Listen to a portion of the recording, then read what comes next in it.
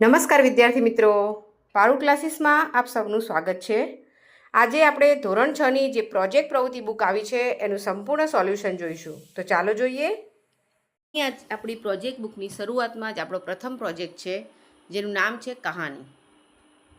શરૂઆતમાં જે સૂચન આપ્યું છે એ જોઈએ આપણે કે તમે આજ દિન સુધીમાં અનેક વાર્તાઓ વાંચી હશે।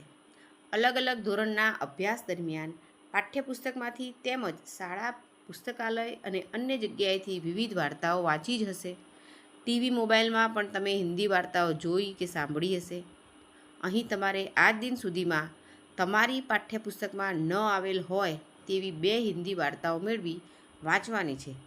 આ વાર્તા વાંચ્યા બાદ તમારે જાતે હિન્દીમાં ફરીથી લખવાની છે। શક્ય છે કે તમે વાંચેલ મૂળ વાર્તા બહુ લાંબી હોય અને તમે જાતે લખતા તે ટૂંકી થઈ જાય તો કંઈ વાંધો નહીં, પરંતુ વાર્તાનો મુખ્ય વિચાર અહીં આવી જાય એ અગત્યનું છે। નમસ્કાર વિદ્યાર્થી મિત્રો, આપણી આ વર્ષે જે 6, 7, 8માં નવી સ્વઅધ્યયન પોથી આવી છે જેનો ભાગ 1 અને 2 તેમજ આપણી જે પ્રોજેક્ટ બુક પણ આવી છે, તો આ બધાનું જો તમારે સંપૂર્ણ સોલ્યુશન જોતું હોય તો મારા પારૂલ ક્લાસીસ પર તમને એ મળી રહેશે।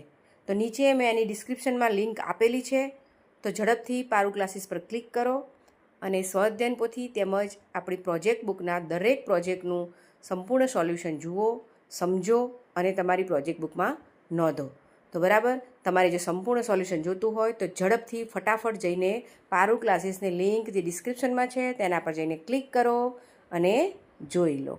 તો જોઈએ આપણે પ્રથમ આપણી કહાની હિન્દીની, જેનું નામ છે કૌવા और लोमड़ी।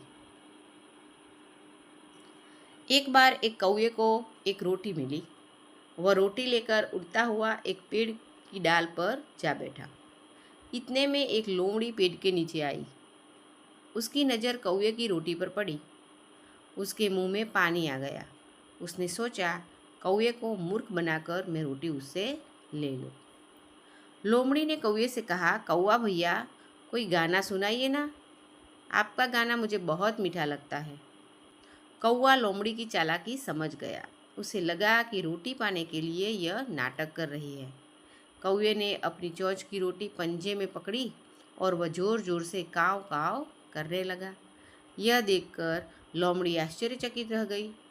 अरे, ये कौवा तो समझदार लगता है, ऐसा मन ही मन सोचकर वह चलती बनी और फिर कौवे ने मज़े से रोटी खा ली।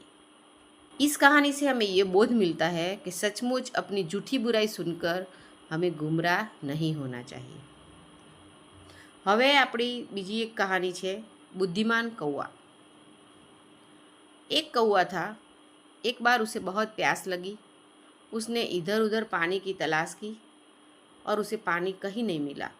आखिर उड़ते उड़ते वह एक झोपड़ी के पास पहुंचा। वहाँ उसे एक घड़ा दिखाई दिया। घड़े में थोड़ा पानी था।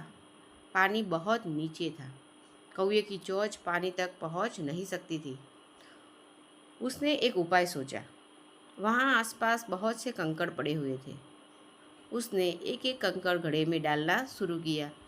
कंकड़ों के कारण पानी ऊपर आने लगा और कौवे ने घड़े का पानी पिया और खुशी से उड़ गया।